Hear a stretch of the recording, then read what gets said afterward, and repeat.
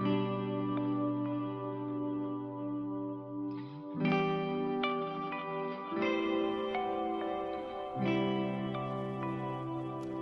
sommes très heureux de saluer nos amis du Brésil et de le faire à l'occasion de la sortie de la traduction en brésilien des lettres de Léonie Martin, la troisième fille des saints Louis et Zélie Martin et une des sœurs aînées de sainte Thérèse de l'Enfant Jésus. Sortie de ces lettres, sortie aussi de sa biographie écrite par le père Pia, donc en brésilien. À cette occasion, nous voudrions vous offrir une petite vidéo qui va vous permettre de suivre Léonie dans les lieux de sa vie et de probablement contribuer à la mieux connaître.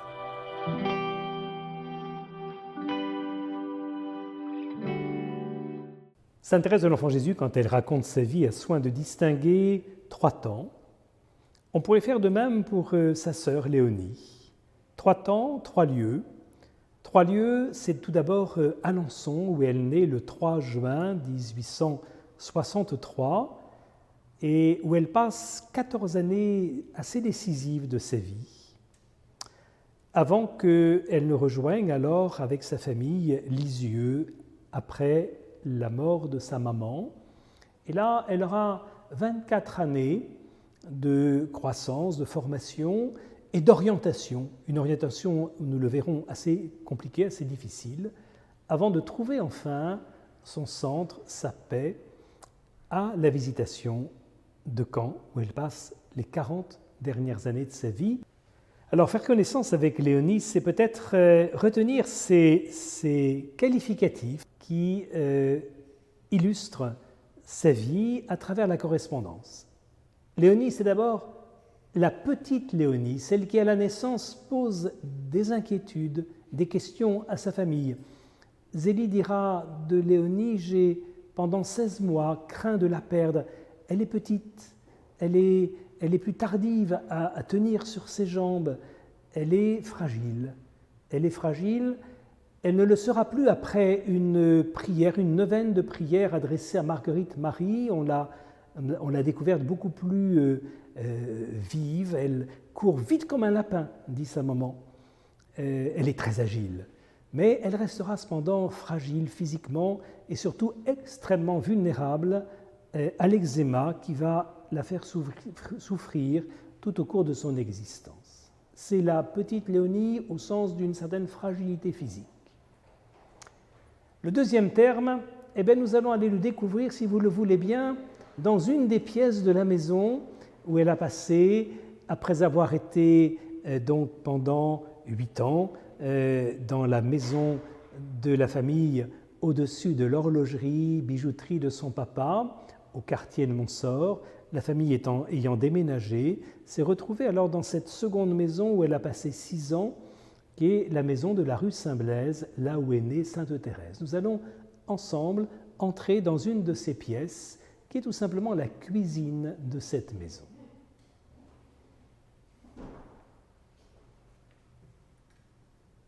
Non seulement Léonie est plus fragile que les autres, petite Léonie, mais elle est aussi moins douée, elle apprend beaucoup plus lentement, elle est très gaffeuse.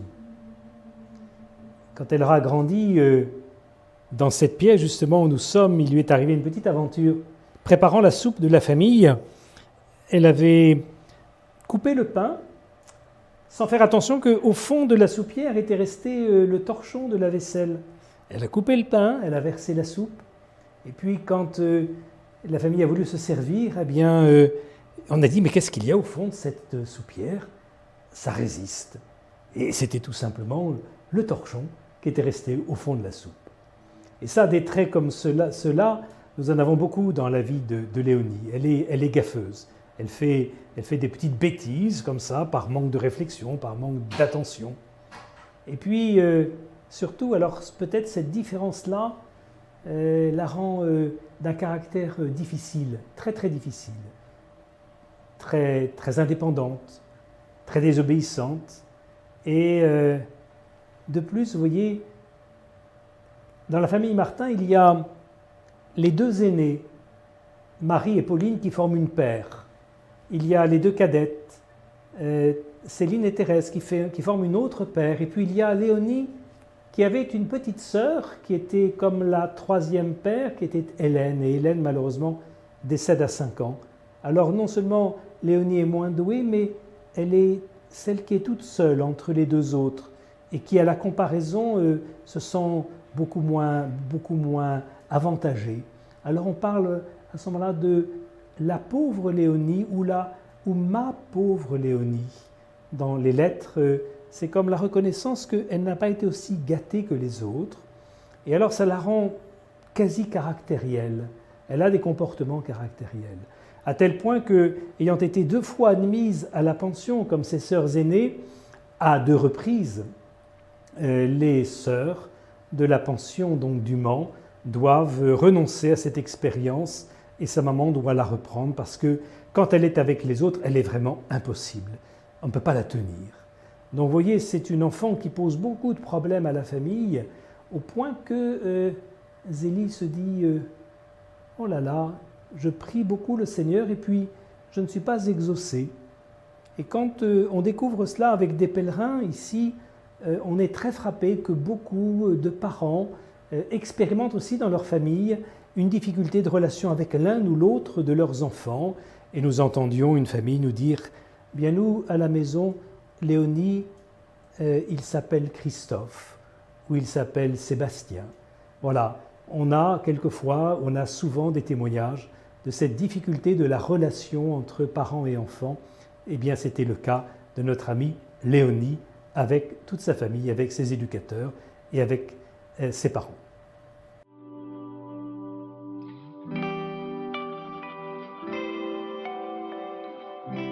Et dans cette vie mouvementée de Léonie, il y a comme une petite musique qui se laisse entendre, un peu comme dans une symphonie, une musique qui monte de plus en plus et qui fait qu'on parlera de plus en plus de la bonne Léonie, ma bonne Léonie. À titre d'exemple, voyant qu'elle part à Lisieux, qu'elle va passer un moment très agréable chez son oncle et sa tante à Lisieux, elle a bien soin de dire à la petite Thérèse avant de partir, tu sais, je te rapporterai tous les gâteaux, parce qu'elle sentait que Thérèse était très triste de ne pas accompagner sa sœur dans sa famille, de ne pas avoir ses cousines, voilà. Et Zélie dit, Léonie, elle a finalement un cœur d'or. Et ce cœur d'or, alors, on peut l'évoquer dans cette pièce autour d'un petit événement que raconte Zélie un jour où elle découvre que quand même elle n'est pas dévote, notre Léonie, et qu'elle s'ennuie pendant la prière. Cette prière qui se tenait dans cette chambre de Pauline et de Marie. Et alors, voyant qu'elle n'était pas dévote, elle a été étonnée que Léonie dise à sa maman « Mais lis-moi la vie de Jésus ». Et alors, sa maman lit une petite vie de Jésus. Et elle dit alors, arrivé au moment de la passion du Christ, alors Léonie a été d'une attention et son émotion était si profonde qu'elle a commencé à pleurer. Et alors, sa maman pressent effectivement quelque chose d'une profondeur de sa vie spirituelle qu'elle n'avait pas vraiment peut-être découvert à ce point jusqu'alors. Et cette petite musique, alors, elle devient de plus en plus présente. Vous voyez, à partir de l'âge de 10 ans, quand on parle de l'avenir, qu'on dit à Léonie, mais qu'est-ce que tu aimerais faire quand tu seras plus grande? Ah, j'aimerais être religieuse. Étonnement de la maman en disant, autant on l'attendrait peut-être de l'une ou l'autre des autres filles, mais de Léonie, vraiment, je ne m'attendais pas à cette réponse. Et puis, ça devient de plus en plus fréquent, à tel point que lorsque sa tante, sœur Marie d'Osité, malade, s'apprête à quitter cette terre, elle dit « Je vais faire une commission à tante Marie d'Osité. Je vais lui demander ceci. Quand vous serez devant le bon Dieu, demandez-lui, s'il vous plaît, de ma part, que je devienne une vraie religieuse. » Sa sœur aînée, Marie, s'étonne en disant « C'est bien que tu demandes d'être religieuse, mais pourquoi une vraie religieuse ?» Elle dit « Si, je tiens beaucoup au nom de vrai, c'est-à-dire une religieuse totalement bonne, une sainte au fond, une vraie religieuse. » Si bien que là, nous découvrons alors quelque chose qui va petit à petit illuminer la vie de Zélie. Elle qui pendant près de 14 ans avait prié pour que l'avenir de sa petite Léonie, de sa pauvre Léonie, de sa bonne Léonie s'ouvre et devienne un avenir heureux, elle découvre effectivement une transformation. Alors cette transformation, elle est passée par un événement qui s'est révélé peu de temps après la mort de sœur Marie d'Osité, à savoir qu'on a découvert qu'il y avait une chose qui pesait très lourd sur la vie de Léonie, c'était malheureusement les comportements de Louise Maret, employée à la maison, bonne dans la vie de la famille Martin, donc domestique au service de la famille, et qui, tout en étant une personne pour le reste sympathique, avait cru pouvoir employer la force pour faire céder Léonie. Elle, au fond, elle l'a harcelée. On peut dire que vraiment, elle pesait très lourd sur cet enfant. Elle lui faisait très peur. Et alors, quand Zélie a découvert les méthodes assez violentes de Louise, elle était extrêmement inquiète et déçue en disant la violence n'a jamais converti personne, ça ne fait que des esclaves. Alors, ils ont fait le point avec cet employé. Au départ, ils pensaient renoncer à la garder, puis finalement, ils l'ont gardée malgré tout. Mais lorsque les choses ont été mises au point, alors on a vu une Léonie s'apaiser de plus en plus. Et les derniers mois de la vie de Zélie, elle a eu cette relation extrêmement profonde avec Léonie, disant « Elle regarde dans mes yeux ce qui pourrait me faire plaisir. Elle en fait presque trop. » Donc on peut dire que la prière de Zélie pour la conversion de son enfant a porté son fruit tout à fait ultime et qu'il a fallu 14 années avant d'y parvenir. Et pour beaucoup de personnes qui ont comme ça des grandes intentions et qui sont longues à être exaucées, le témoignage de cette relation entre Zélie et Léonie est vraiment un réconfort, un soutien de continuer, de persévérer dans la prière et de faire confiance qu'un jour les choses peuvent se transformer. Ces 14 années déterminantes de la vie de Léonie qui la conduisent à un certain apaisement, et là se conclut par le décès de Zélie, la maman emportée par un cancer à 46 ans. Commence alors une deuxième étape de la vie de Léonie, à Lisieux, dans la maison des Buissonnets. C'est une étape qui conforte le mieux-être de Léonie. Marie, au début, nous dit « Je trouve que de jour en jour, elle change, Léonie. Elle nous apportera certainement beaucoup de consolation. » Et de fait, elle se stabilise. Elle a 3 années de scolarité stable, concluante. Et puis, elle a après cette recherche de son avenir.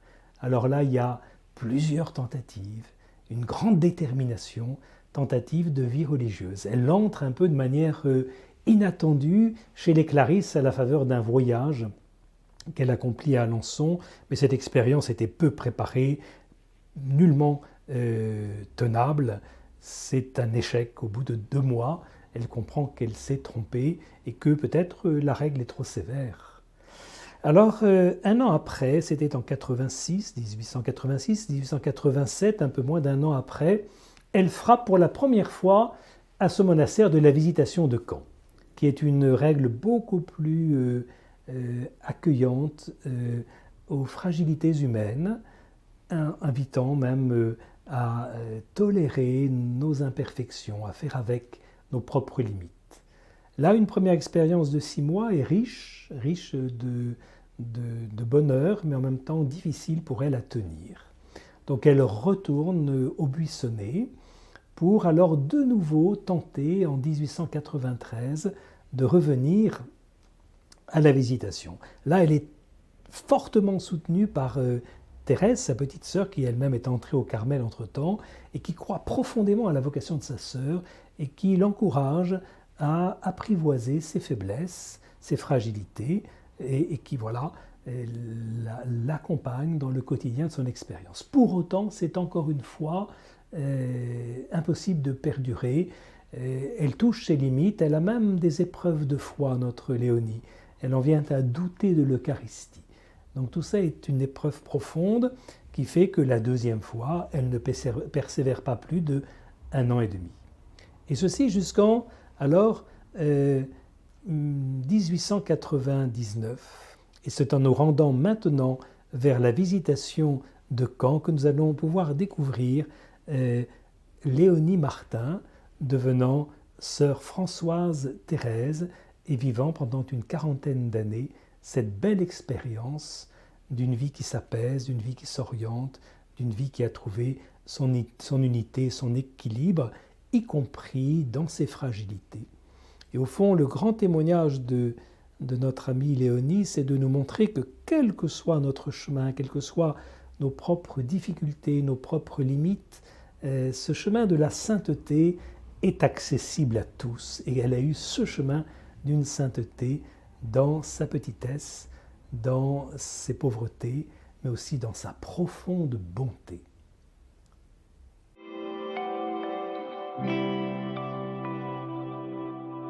Lorsque le 16 juillet 1887, Léonie franchit pour la première fois cette porte du monastère de la Visitation de Caen, sa cousine Marie Guérin a cette expression que je trouve très, très forte, très belle. Je suis heureuse de voir Léonie qui a enfin trouvé son centre. Alors ce centre, c'est cette communauté que vous allez maintenant découvrir grâce à des sœurs qui l'habitent, qui vivent aujourd'hui cette vie dont saint François disait on y cultive des petites vertus comme la simplicité, l'humilité et puis la tolérance de nos imperfections.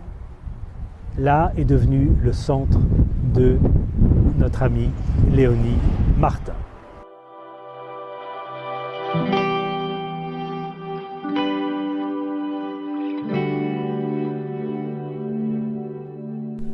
À la suite de Léonie, nous avons nous aussi franchi aujourd'hui même la porte de cette communauté de la Visitation de Caen. Et nous sommes très heureux d'être accueillis dans cette communauté par sœur Marcelle Thérèse qui va passer un petit moment avec nous. Et je demanderais bien une chose à sœur Marcelle Thérèse, c'est aujourd'hui cette communauté de la Visitation de Caen, vous en diriez quoi en quelques mots? Alors, notre communauté de Caen, aujourd'hui, elle se compose de 14 sœurs présentes, dont 8 vietnamiennes et 6 françaises. Notre supérieure est vietnamienne. Donc pour nous, ça a été une étape cette année, enfin l'année dernière. Tout se passe très très bien.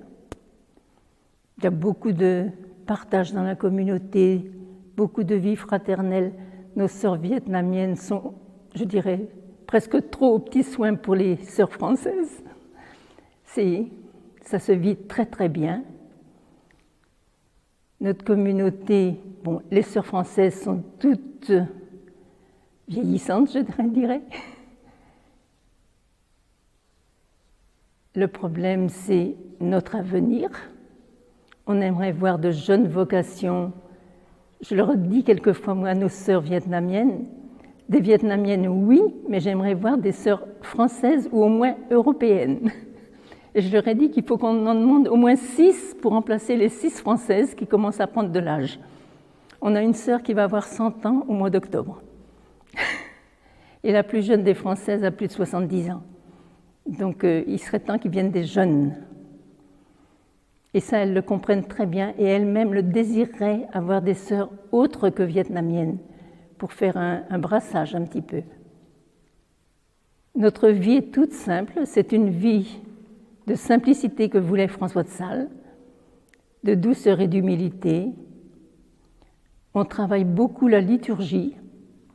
Nos sœurs prennent du temps pour répéter les chants de l'office, vraiment mettre l'accent sur la liturgie, que ce soit bien préparé. Autrement, elles ont des temps de formation aussi. Nous, on y va ou on n'y va pas, les anciennes. On a des temps de partage fraternel en communauté. Et tous les jours, on a 2 temps de détente ensemble qui favorisent justement la vie fraternelle. Parce qu'on insiste beaucoup sur la vie fraternelle en communauté. Je pense que c'est très important pour pour toutes d'ailleurs, pour les anciennes comme pour les jeunes. Et les anciennes sont les premières à venir. C'est intéressant parce qu'on va resituer cette vie avec toute une histoire. Aujourd'hui, on découvre combien elle est internationale. Oui. Ce dialogue au nom de la foi entre des cultures qui se rencontrent dans une vie fraternelle, communautaire. Mais alors, lorsque notre ami Léonie Martin est entrée dans la communauté, c'était quand même un autre temps. Vous en diriez quoi de cette expérience que Léonie vit ici parmi vous en son temps? Quand elle est entrée, elle n'a peut-être pas eu la chance qu'on a aujourd'hui. Il n'y avait certainement pas les partages qu'on a aujourd'hui. Aujourd'hui, on partage davantage entre nous. Il n'y a peut-être plus de vie fraternelle. Quand elle est entrée, elle avait des supérieurs austères, ce qui n'est pas notre cas aujourd'hui, heureusement pour nous. Elle est entrée à un moment où la communauté, enfin la maison, le monastère était en construction, donc ça ne favorisait pas la vie communautaire. Elle avait une supérieure trop jeune qui n'avait pas l'expérience. Après, elle a eu une autre supérieure qui était très austère, donc ça ne l'a pas aidée à s'enraciner.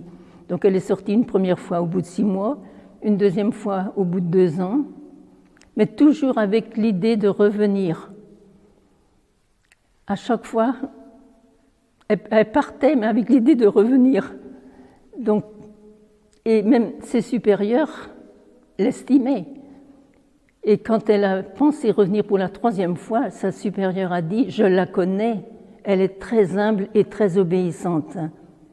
Je trouve ça, comme référence, ça dit tout sur Léonie, son humilité, son obéissance. Mais on dit que qui est le plus admirable? La supérieure qui l'admet après 2 échecs à la visitation, ou bien Léonie qui revient quand même une 3e fois. Il fallait du courage. Moi, je crois que je ne l'aurais pas eu. De revenir une 3e fois dans le même monastère. Mais elle est revenue avec beaucoup de courage et de détermination. En prenant la porte du monastère, elle a dit « Cette fois, je n'en sortirai que dans mon cercueil ». Et elle n'est pas sortie. Puisque le cercueil est resté là. Et alors cette vie de sœur, devenue sœur Françoise Thérèse, ici, parmi la communauté de Caen, vous avez quelques traits un petit peu de sa vie concrète, comment elle s'est manifestée, comment on la connaissait, comment on l'appréciait? Léonie, on dit qu'elle n'avait pas de grands dons, mais elle était très attentive aux sœurs, toujours prête à rendre service. Il y a cette petite phrase qu'elle disait aux sœurs, « Demandez-moi ce que vous voudrez, je suis toujours prête à vous venir en aide. » Elle ne pouvait pas faire de grandes choses, mais les petites choses, toujours prête à venir rendre service. Moi, je trouve ça formidable. Parce qu'elle n'a jamais eu un emploi en premier. Elle n'était pas assez dégourdie, sans doute, je ne sais pas. Mais toujours rendre service. Et quelquefois un petit peu trop. Si elle voyait quelque chose qui traînait, elle allait le ramasser. Alors la sœur arrivait après pour ramasser un manteau, il était parti. C'était les petits travers de Léonie, ça. Hein? Mais gentille comme tout, attentive aux sœurs. Elle qui avait tant souffert avant d'entrer, très attentive aux postulantes qui arrivaient et qui avaient souvent le cafard. Elle allait les attendre à la porte de leur chambre le soir pour les embrasser, sans rien dire, parce qu'on ne parle pas après le grand silence, mais elle les embrassait. Ça veut tout dire de sa gentillesse et de sa délicatesse. Elle n'a rien fait d'extraordinaire, mais que des petites choses que nous, on peut faire. Je trouve que... Mais cette attention aux autres, cette délicatesse, je trouve que... Et cet abandon qu'elle a vécu, cet abandon de cette acceptation de ses limites, parce qu'elle savait qu'elle était plus limitée que ses sœurs, par exemple. Elle disait, vous et moi, c'est les 2 extrêmes, hein. Mais elle a su accepter ses limites. Ben, faut le faire, parce que quand on se sent moindre que les autres, accepter tous les jours ses limites, c'est pas évident. Elle a su accepter ses limites tous les jours, et elle est arrivée à la fin de sa vie, enfin avant la fin de sa vie, au même abandon que Thérèse. Au début, on la sent, ah non, elle dit à ses sœurs, faudrait pas que vous mouriez avant moi, je ne le supporterai pas. Et à un moment, oh, vous pouvez partir, ça me serait égal. On sent, ça y est, elle est abandonnée. Elle a mis du temps. Thérèse est allée à un bulldozer. Elle, c'est la petite vitesse. C'est pour ça que je me dis, Léonie, il ne faut pas être pressée. Si on lui demande quelque chose, ne soyons pas trop pressés.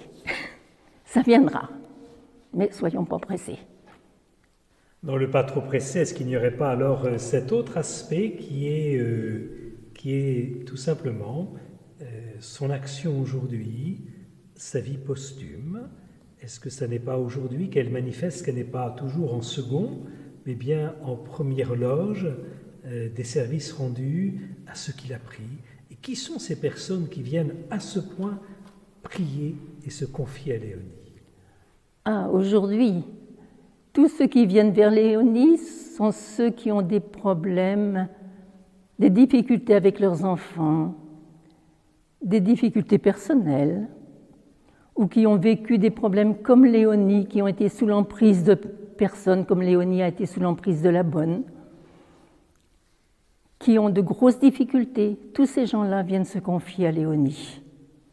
On en voit, mais où on reçoit des mails je ne dirais pas à l'appel, mais beaucoup, des gens qui commencent leur courrier en disant « Toi qui as beaucoup souffert, tu peux me comprendre. » Parce qu'elle a souffert, mais elle a su transformer sa souffrance, l'assumer, l'offrir. Je trouve que aujourd'hui, les gens se sentent très proches de Léonie, très très proches. On entend les gens dire en sortant de la chapelle, en partant du tombeau de la chapelle, on est en paix. Ils n'ont pas forcément obtenu ce qu'ils désiraient, mais ils ont la paix. Je trouve que c'est le principal. Il n'y a pas le miracle, mais il y a la paix. On a plein de petits exemples comme ça. Un jour, j'ai une famille, une dame, amie pas loin d'ici, 4 kilomètres. Sa sœur a fait un AVC. Et dans les enfants, elle a 3 ou 4 enfants, je crois. Et parmi les enfants, il y en a un qui a très mal vécu ça. Il devenait impossible à vivre. Un jour, la tante a dit, écoutez les enfants, vous venez avec moi, on s'en va tous voir Léonie. Ils sont tous arrivés prier Léonie. Ses enfants, ses neveux, ils ont prié Léonie. Et ils sont repartis.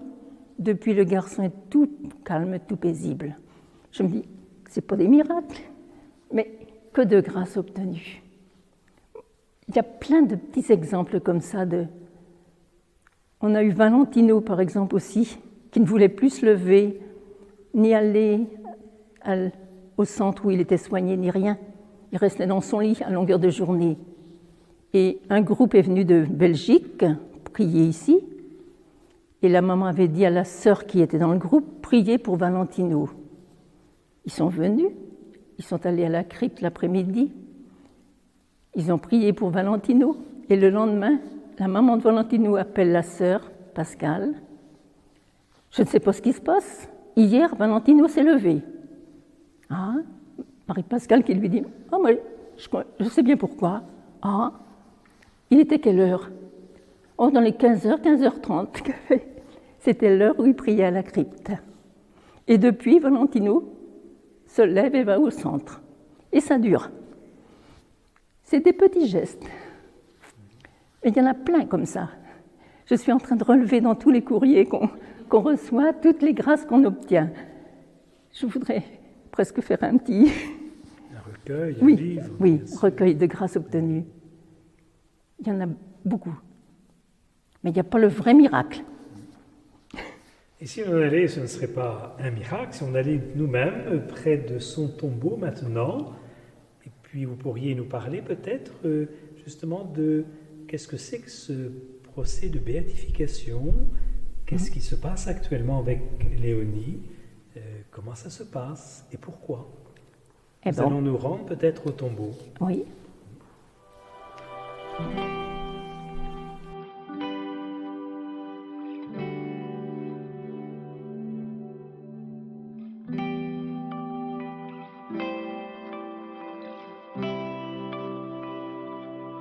Voilà, nous sommes heureux d'accueillir sœur Cécilia qui, en venant nous rejoindre d'ailleurs, nous montre cette dimension vietnamienne, asiatique de la communauté. Et nous nous retrouvons auprès du tombeau donc, de sœur Françoise Thérèse Léonie Martin, avec ces quelques mots pour nous présenter alors ce cheminement vers l'éventuelle béatification de Léonie. Alors, nous en sommes maintenant dans l'attente. Le 22 février, nous avons clôturé le procès diocésain. Notre évêque a tout transporté, enfin tout remis à la congrégation pour les saints le 9 mars 2020. Et le 10 mars 2021, on nous a annoncé que le dossier était validé, ça veut dire qu'on peut continuer la cause de Léonie. Alors on en est là, on sait qu'on peut continuer. 32 000 pages du dossier ont été remis à la congrégation des saints. Un dossier trop volumineux, on nous a dit trop. Maintenant, on a dû nommer un relateur qui va devoir choisir parmi les 32 600 pages la position, ça veut dire 500 pages, parmi lesquelles il va nous montrer vraiment la physionomie, la vraie Léonie, quoi. Il faut qu'il découvre le vrai visage de Léonie, parmi ces 32 000 pages. Alors je lui souhaite un bon courage. Mais là maintenant, on en est là, on ne sait pas quand viendra la suite. Combien de temps il faudra avant qu'elle soit déclarée vénérable. Voilà, et puis éventuellement, si effectivement un miracle non seulement se produit, mais peut être reconnu comme tel, alors il y aurait la béatification. Ah oui, là, s'il y avait un miracle, oui, ça va vers la béatification. Des petits miracles, on en voit déjà, vous nous en avez raconté, oui. Mais il faudrait qu'il y ait quelque chose, vraiment, non, mais quelque chose qui toucherait effectivement, y compris peut-être le physique des personnes. Ah oui, il faut des vrais... Il faut à la fois des grâces intérieures et puis des grâces qui se concrétisent aussi dans... Il faut vraiment une guérison qui soit vérifiée avec les certificats médicaux avant et après, et que ça dure et qu'il n'y ait pas de séquelles. C'est ça. C'est très... Donc voilà, très tranquillement, on va laissez les choses se faire au rythme de Léonie et surtout du Seigneur s'il le veut. S'il le veut, oui, parce que là, voilà. On n'a aucune idée du temps que ça mettra. Dernièrement, j'ai reçu la lettre du père Carme brésilien qui a traduit la Léonie et la correspondance. Il me disait, on a eu un miracle au Brésil, une personne qui avait de la chimio qui était très très mal. Ils ont prié Léonie, ils ont arrêté toute chimio, tout va bien. Mais il faut attendre 5 ans pour voir si ça dure. Bon, on attendra 5 ans pour voir si ça dure. Léonie nous invite à l'espérance, oui, à la confiance. Nous pouvons la prier, mais pour tous nos besoins les plus simples. Léonie avait une grande dévotion à l'Esprit Saint. Elle disait le Veni Creator tous les jours. Et elle priait beaucoup sa petite sœur, Thérèse, bien sûr, puisqu'elle a vécu de la petite voix de Thérèse. On dit que c'est la meilleure disciple de Thérèse, la première et la meilleure disciple de Thérèse. Elle a vécu la petite voix d'enfance, donc on peut l'imiter. Je pense que c'est en même temps l'espérance et en même temps confiance à dans le chemin du Seigneur.